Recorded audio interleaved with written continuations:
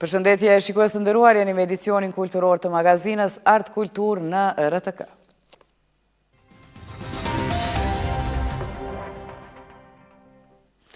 Prishtina po mirëpret artist nga vendet të ndryshme të botës në edicionin e 9 të kolonisë ndërkombëtare artistike Prishtina Art 2025. Ngjarja nisi nga 31 marsi dhe do të zgjas deri më 3 prill në Prishtinë, duke ofruar një platformë të rëndësishme për artistët që të shprehin talentin dhe vizionin e tyre. Në kuadër të kësaj kolonie do të zhvillohet edhe simpoziumi ndërkombëtar Dita Botërore e Artit, një aktivitet që synon të theksojë rëndësinë e artit në shoqëri dhe të promovojë bashkëpunimin ndërkombëtar në fushën e kulturës dhe artit. Kjo ngjarje organizohet nga organizata jo qeveritare Prishtina Art dhe në studio kemi drejtorin e kësaj organizate, Blerim Gërgurin, me të cilën do të flasim për koloninë dhe simpoziumin në fjalë. Përshëndetje, Blerim. Përshëndetje, faleminderit për ftesën. Si po ndikon ky bashkëpunim artistik i artistëve të themi kështu lokal dhe ndërkombëtar, pasi që është edicioni 9 i kësaj kolonie në identitetin e Prishtinës, themi kështu? Po gjithsesi që ka ndikim shumë pozitiv, sidomos që rregullisht kemi artist ndërkombëtar, profesor ndryshëm, cilët vinë dhe impresionohen, vizitojnë vendin tonë, vizitojnë monumente kulturore dhe gjithsesi çdo herë janë të kënaqur me ata që e shohin përkundër asaj që kanë dëgjuar paraprakisht. A është kjo një diplomaci kulturore? Po gjithsesi që është shumë mirë cekt diplomaci përmes artit, e cila krijon lidhje, krijon atribute të tilla me cilat edhe ne mund të burremi gjithsesi jo vetëm tash po edhe të ardhmen. A ka risi në këtë radhë të këtij edicioni, mos po përdoret ndonjë inteligjencë artificiale apo bioart, themi kështu, që të shtyhen ata kufit e artit tradicional që e kemi praktikuar deri tani? Po Këshilli Organizativ kryesisht ka kujdes në përzgjedhjen e artistëve, piktorëve, ata cilët nuk përdorin inteligjencë artificiale, kryesisht ata që marrin pjesë në koloninë tonë, janë krijues të mirë, kanë krijim artistik dhe nuk kanë nevojë për ndihmë të inteligjencës artificiale. Kështu pati sfida logjistike të themi në shndrimin e hapësirave, themi për ekspozita. Po jo se kemi lokacionin shumë mirë, lokale është mirë, punëtoria, gjithashtu edhe ekspozita, edhe simpoziumi ndërkombëtar për nder të ditës botërore të artit do të mahet aty, do të ketë panelistë ndryshëm, si ndërkombëtar, si vendor, profesor, doktor të artit, kështu që do të jenë interes për gjithë komunitetin e artit ky organizim. Flasim pak sa për veprat cilat janë paraqitur aty dhe do të zgjahet, sikurse po thotë edhe këtu në Propavi që e kemi nga 31 marsi deri më 3 prill. Ka ndonjë vepër kontroverse aty, ka ndonjë çfarë veprash ka në përgjithësi? Po zakonisht temën e lojmë të lirë, vetë artistët e përgjellin temën, mirë po kreacioni i tyre është i nivelit lartë dhe gjithmonë ka vepra të nivelit të rangut botëror, të cilat çdo kush do t'ja kishte lakmit të ketë pranë vetes. Dhe kështu, OJC-ja Prishtina Art, a ka ndonjë rol në ekonomi të themi kreative, në turizëm, në diçka, është bën ndonjë matje? Matje të saktë nuk kemi bërë, mirë po gjithsesi ka që në turizëm, në gastronomi, në vizitat monumenteve, gjithsesi që na kemi aq sa kemi të ftuar të huaj ndikon, gjithsesi që ndikon. A mund të themi që Prishtina është duke u trajtuar në farë mënyre pse Prishtina në këto eksperimente të themi globale, eksperimente për të mirë të artit? Pse pikërisht Prishtina? Po ka qenë një traditë që kryesisht këto kolonit janë mbajtë larg qendrave, kryesisht në përvise malore ose pashqe ndryshme dhe komuniteti artistik ka qenë bukur i izoluar mirë po ndërkohë na ka lindë ideja që artist vendor ndërkombëtar gjithë duhet të jenë sa më afër qytetarit, të kenë vizita sa më të shpeshta, biseda më të shpeshta, kontakte më të shpeshta që ndikon në përhapjen e vlerave artistike, sidomos këtë rast të artit vizuale. Vlerëm, të flasim pak për trashëgimin e këtyre kolonive. Do të digitalizohen apo do të mbesin kështu veprat përhershme? Si e keni mendu?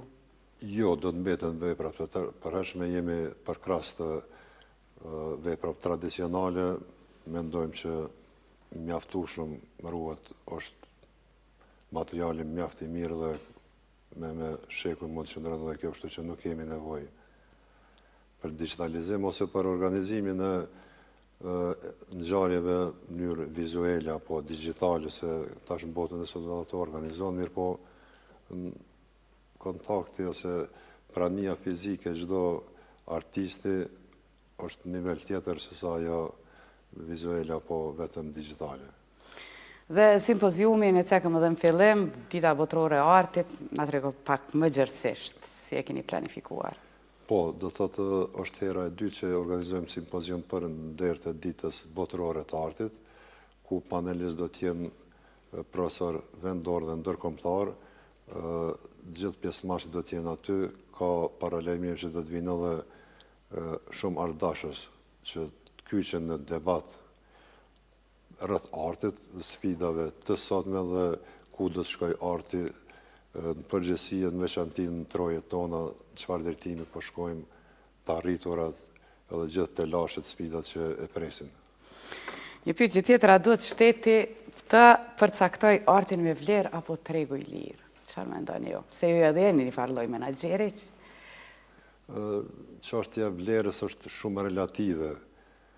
Praktikisht vlerën, artin shumë mirë thot një piktor i njohur i cili akoma gjatë Gerhard Ritter thotë vepra artistike ose të pëlqen ose nuk të pëlqen. Nuk ka kanar, nuk ki qyshemat, nuk mundesh me bo garë me te, nuk është shkencë eksakte. Domethënë e bukura ose të pëlqen ose nuk të pëlqen në çat kontest Çështje shihesh. Normalisht. Çfarë do të ndodhë në fund të kolonisë?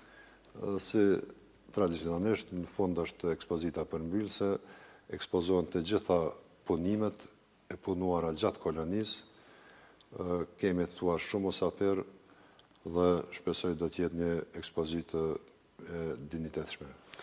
Dhe këtë koloni çfarë bën unike? Si mund të quhet model për botën kjo? Po, me siguri shkaku i temës lirë pikturimit tyre, kontaktet,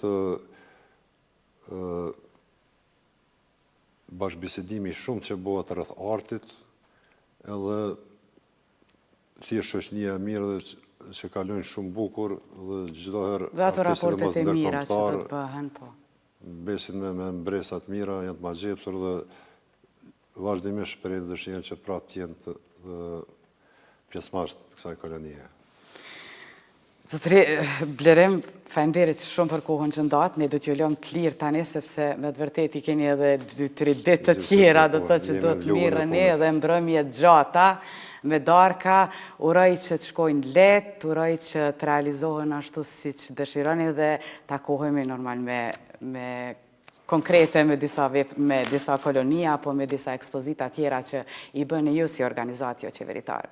Gjithsesi në të mirë së ardhur, pra si ju, si gjithë opinioni i gjerë në ekspozitën përmbyllëse, gjithashtu falënderit shtëpisë suaj RTK-s për përkatjen e vazhdueshme që i bëni artit në Kosovë dhe në veçanti OEQ-s Prishtina. Falënderit. Faleminderit zotëri Gërguri.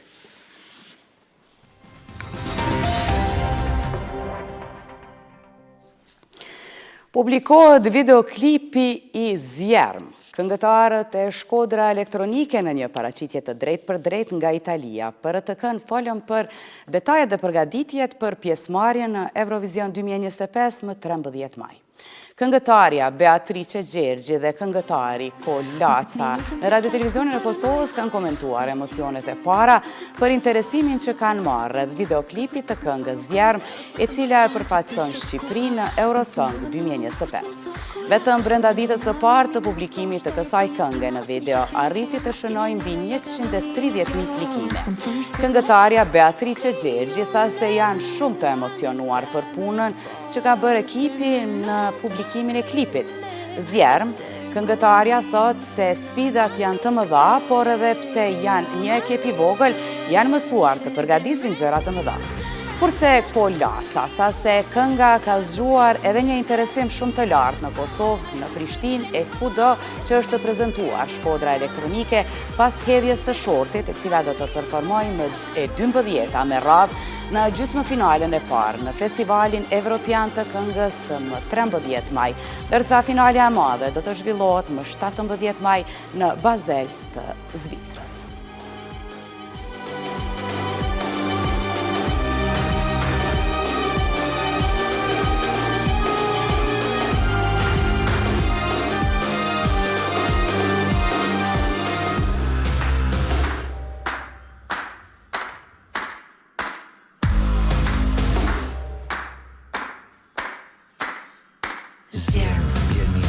Tona tribale që uhtojnë saurt dhe kur bjen male zjerë.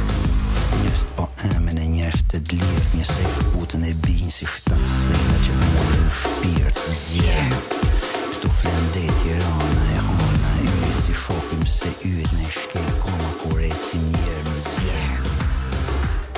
Jenat undë për flakën dhe rritë, e të kërkojmë këtë tërë që s'pran të ishnërit. Një zemër të pastër në notën time, të dërgoj dritën ama miserere, ama miserere. Në zemrën time, zemrën teme, kë minutët e vazhdoj. Filmi Krejt e Thirin në Regjën i regjisorit Iber Deari është shpërblyer me çmimin për filmin më të mirë në kategorinë Meridiana të festivalit prestigjioz Bari International Film Festival në Itali. Kështu ka njoftuar vetë regjisori Deari, i cili ka thënë se janë të lumtur dhe krenar për këtë çmim. Kjo kategori është e dedikuar për filme nga vendet e rajonit të Mesdheut dhe përgjedhja jo në mesin e veprave të tjera të fuqishme ishte një nder i madh. Faleminderit jurisë, festivalit, publikut dhe të gjithë atyre që besuan në këtë film dhe në zërin që ai përfaqëson. Roft kinemaja, ka shkruar Deari në Facebook. Ansambli Kamertal Sekteti Ballkanik Pro Arte mbrëm ka mbajtur koncert në sallën e madhe të Universitetit të Arteve në Tiranë. Ky koncert ofroi një përvojë muzikore të pasur dhe të larmishme, duke sjellë si vepra klasike ashtu dhe krijime bashkëkohore të kompozitorëve ballkanik. Pro Arte është një ansambël unik që bashkon artistët të shquar nga Kosova, Maqedonia e Veriut dhe Shqipëria, të cilët ndajnë një pasion të përbashkët për muzikën e dhomës dhe bashkëpunimin kulturor në rajonin e Ballkanit që nga viti 2013. Gjatë viteve, sekteti ka performuar në skena të rëndësishme, duke fituar vlerësime për cilësinë artistike dhe për kushtimin ndaj promovimit të veprave klasike dhe bashkohore. Në përbërje të ansamblit janë Leila Haxhiu Pula, piano, Enkeleda Zajmi Gorani, flaut, Marina Nikolovska, oboe, Asrit Mustafa, klarinet, Orges Malaj, fagot dhe Ilir Kodhima, korn. Koncerti organizua në bashkëpunim me Ministrinë e Kulturës, Rinisë dhe Sportit të Republikës së Kosovës dhe Universitetit të Arteve në Tiranë. Të nderuar shikues, ne këtu po e përfundojmë magazinën Art Kultur për ditën e sotme. Ne ju falenderojmë që na ndoqët dhe mirupafshim nesër.